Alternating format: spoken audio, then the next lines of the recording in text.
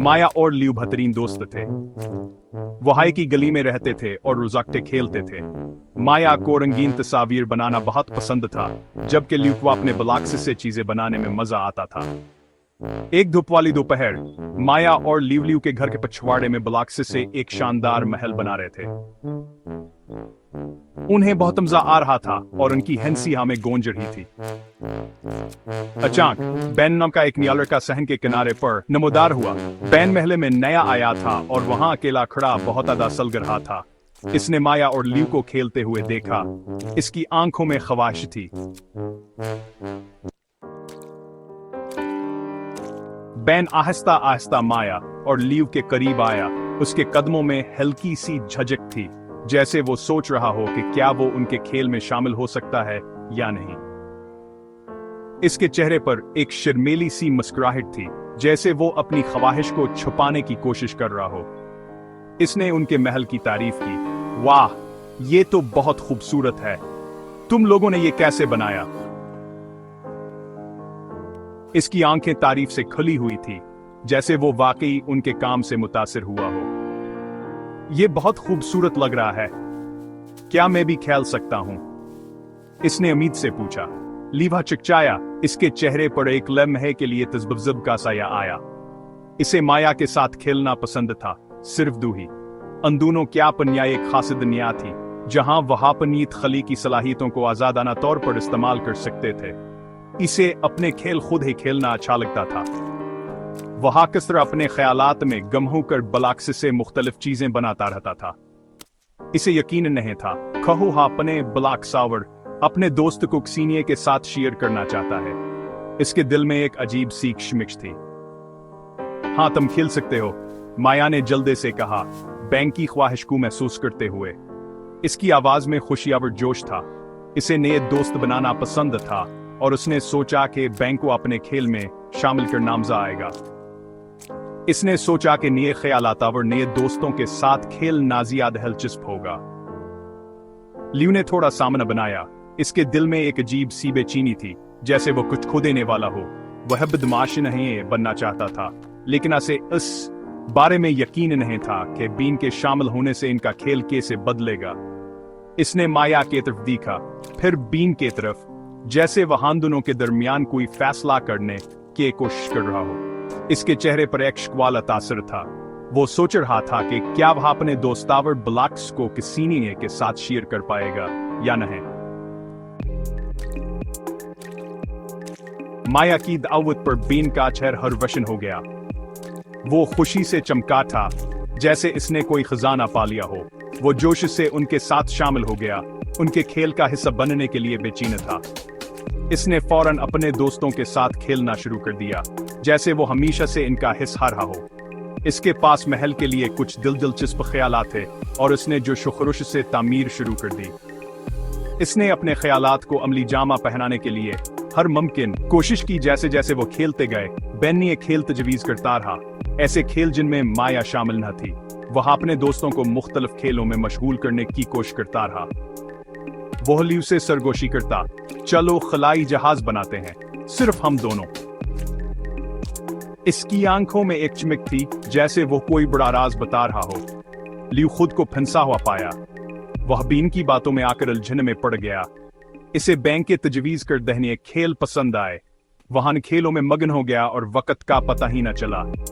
इसने माया की तरफ देखा, जो खामोशी से एक मीनार बना रही थी। इसके चेहरे पर एक छोटी सी शिकन थी। वह अकेली और उदास नजर आ रही थी। लियू पर शर्मिंदगी केल हट दौड़ गई। इसने महसूस किया कि उसने माया को नजरअंदाज कर दिया है। इसे एहसास हुआ कि बीन माया को छोड़ने की कोशिश कर रहा है और यह ठीक नहीं लगा। इसने सोचा कि दोस्तों को कभी भी अकेला नहीं छोड़ना चाहिए। वह माया के साथ अपने दोस्ती को अहमियत देता था और जानता था कि वह से छोड़ नहीं सकता। इसने फैसला किया कि वह बीन को समझाएगा कि सबको साथ लेकर चलना चाहिए।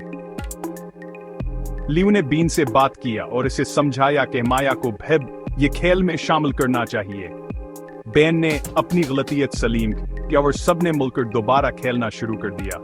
आखिर में सब दोस्त हंसने और खेलने लगे और माया भी खुशी से चमका थी।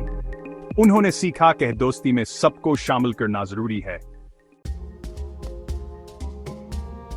लियू ने कुछ कहने का फैसला किया। अरे बैन, उसने शुरू किया।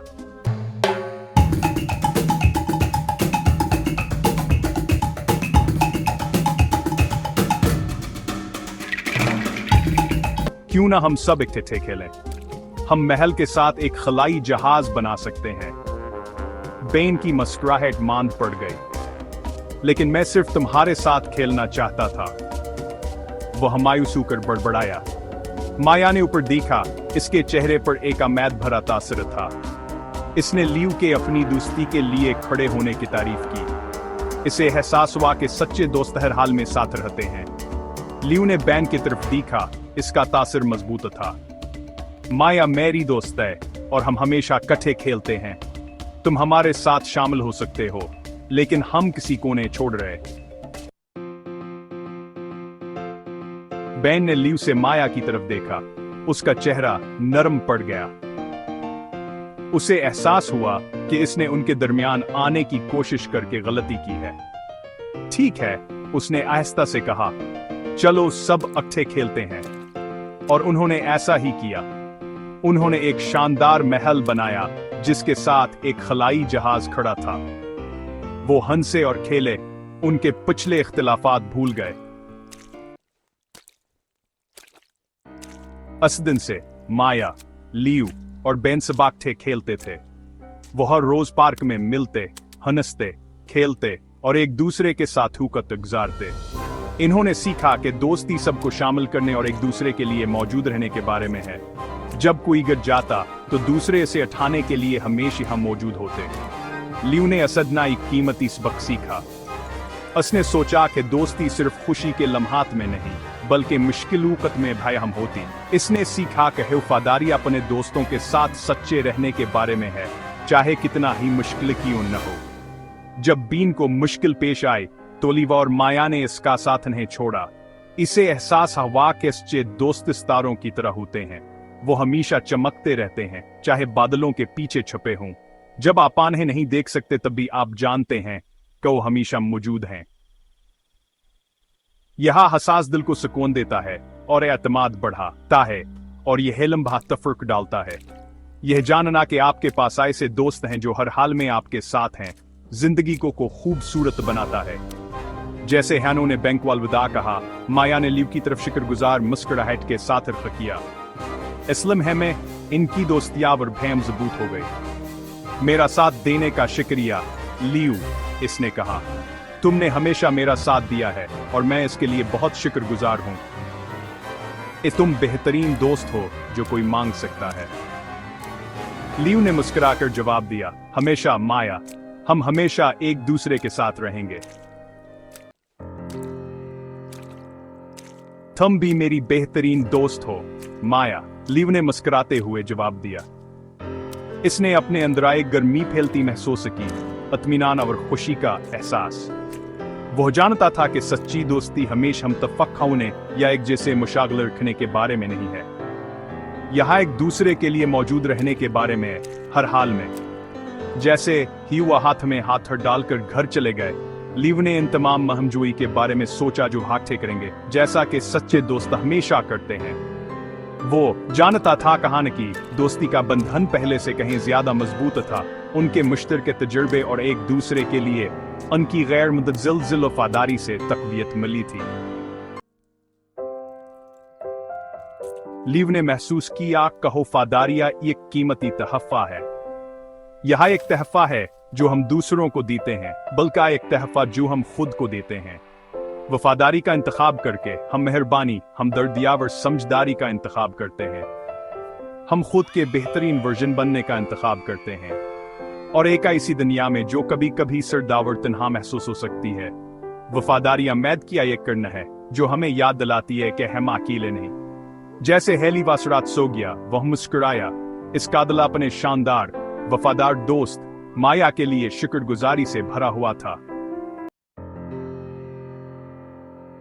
माया और लियू की कहानी हमें याद दिलाती है कि सच्ची दोस्तियां एक ऐसा खजाना है जिसे संभाल कर रखना चाहिए।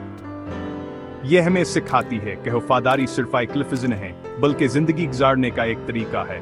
यह हमें दिखाती है कि वफादारी का इंतखाब करके हम समझ के पल बनाने और मोहब्बत, मेहरबानी और हमदर्दी से भरे दुनिया बने का इंतखाब करते हैं।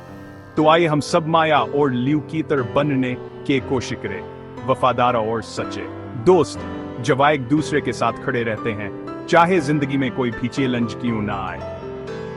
क्योंकि आखिर में यह मोहब्बत और वफादारी है जो हम अपने सच्चे दोस्तों के साथ बांटते हैं, जो जिंदगी को वाकई मनीखीज और रोशन बनाती है।